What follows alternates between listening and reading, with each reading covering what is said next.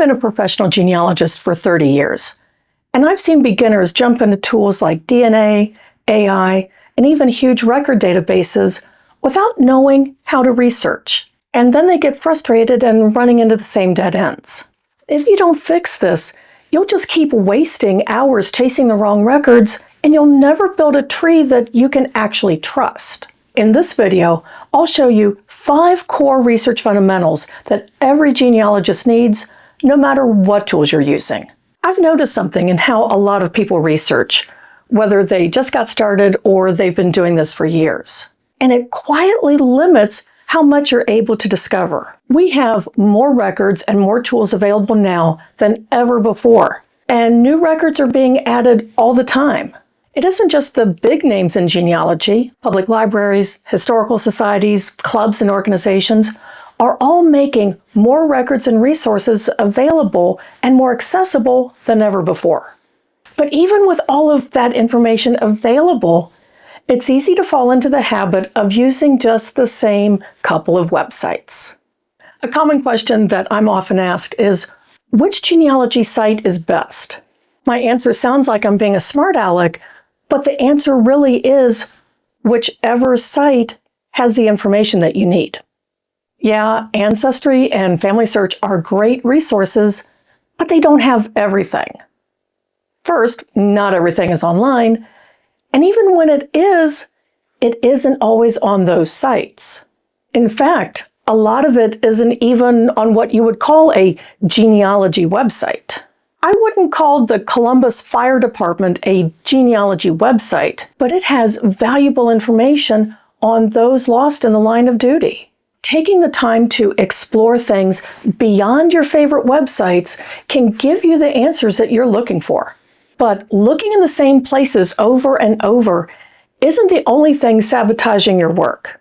Whether you're on Ancestry, Family Search, or some other website, you're usually welcomed by a search form.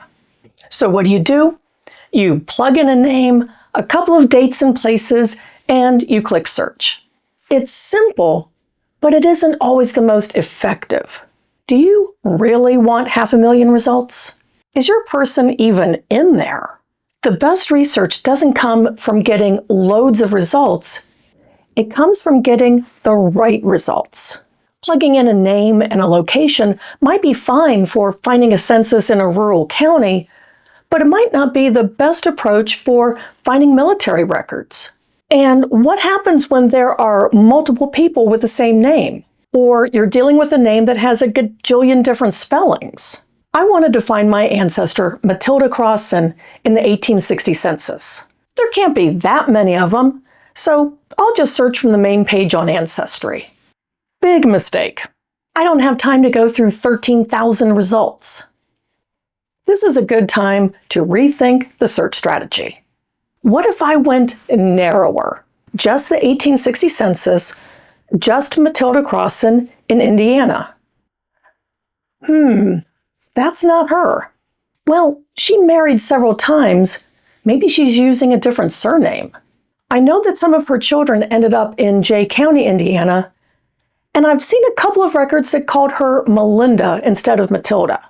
What if I take care of both of those first names with a wild card, leave the surname blank, born in Ohio, living specifically in Jay County, Indiana?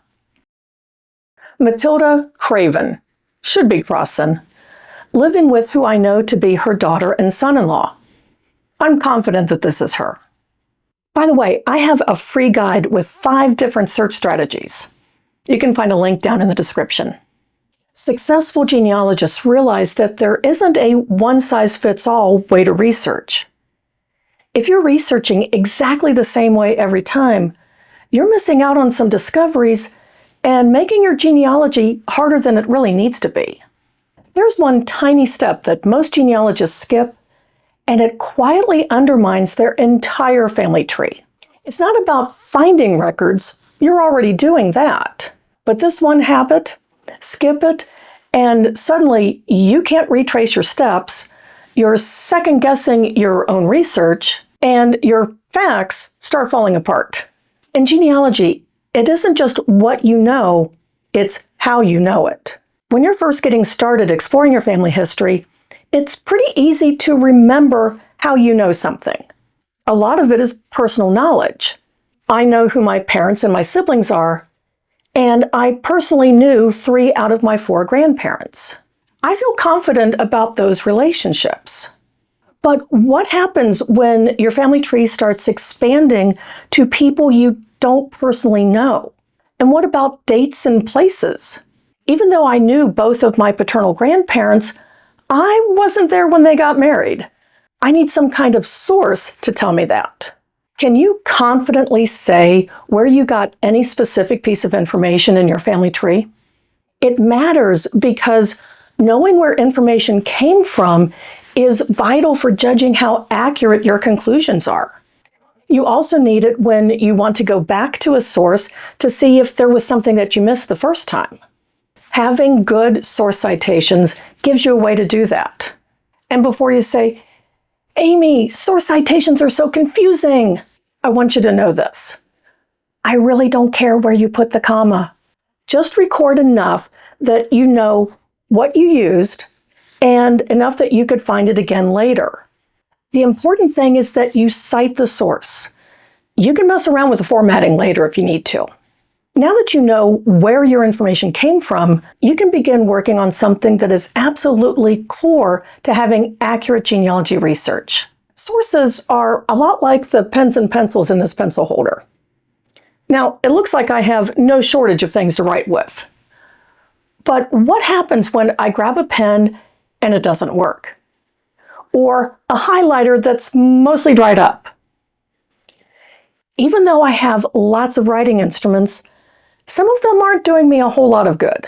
I would get more work done with just a couple of pens that work all the time, rather than 24 that stop writing after a couple of words.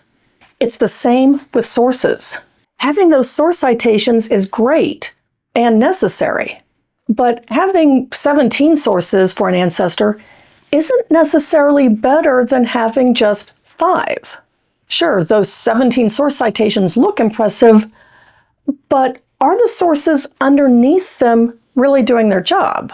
So, how do you know what sources are working or not in your research? Well, just like the only way to see if a pen is working is to try and use it, you need to review what it is you already have. Is the only thing that you have for your great-grandfather's death just his find a grave memorial with no photo and no documentation? One common mistake is what I call circular sources. Here are 3 source citations for this person's death. Looks impressive until you see that some of them are just referencing each other. The family search tree cites Find a Grave. Find a Grave is citing a book from the health department.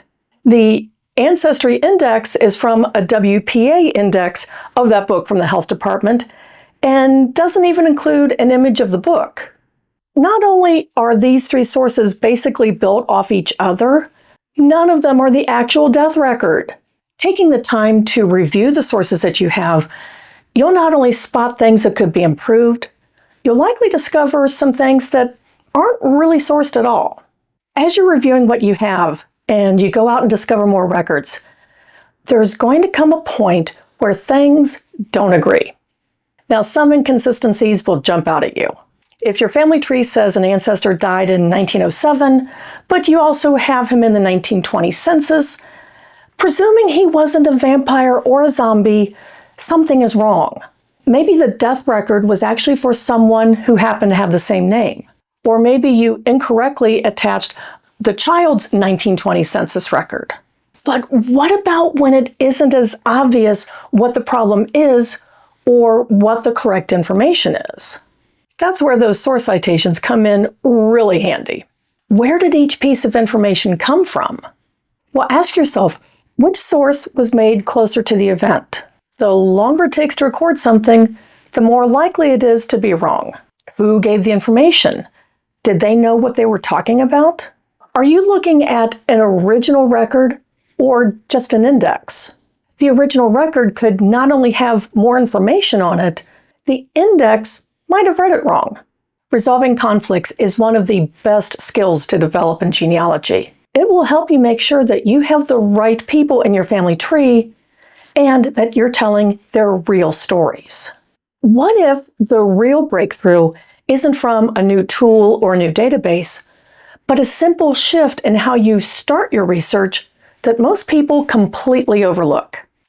Watch this video next to learn the one small change that will bring clarity to your research, help you stay focused, and uncover answers that you've been missing.